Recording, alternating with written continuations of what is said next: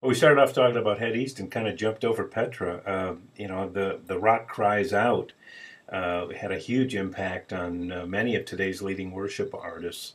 Tell us a little bit about how that album came about and your approach to the worship genre after coming out of secular rock.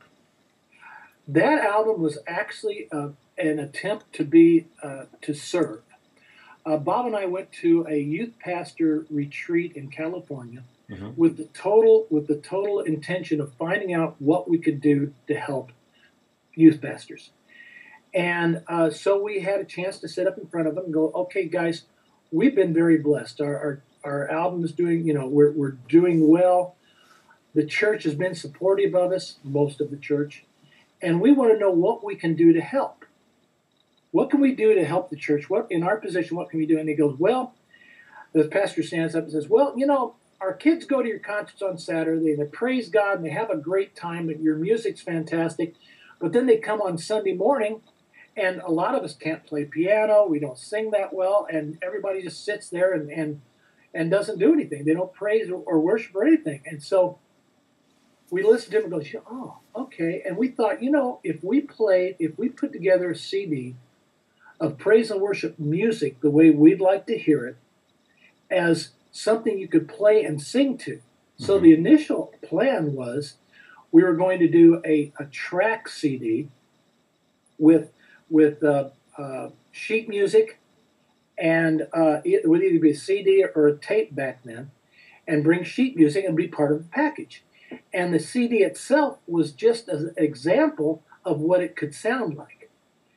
And then the record company, not having any idea what to do with this idea because it was so new, they actually it was a signing bonus.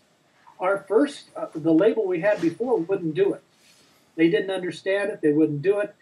Our contract was up. We said, fine, you know what? We're going to go to a different label.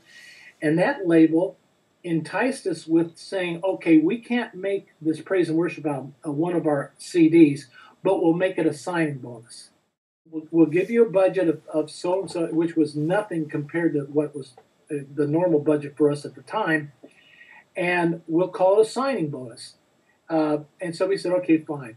And so we did this, and the CD came out, and it just caught on like fire. They hadn't pressed enough. They were freaking out because they needed to get this, supply and demand. They were Hmm. worried that it was going to burn out before they were able to get into the stores, and it didn't. And all of a sudden, our project sort of took a second hand and disappeared later for the praise and worship CD itself. I know Wow. it's a long story, but it's very interesting. And to me, it's God saying, "You chose to be available. This is what I'm going to do." It wasn't your plan wasn't mine, but here's my plan. And it was very cool.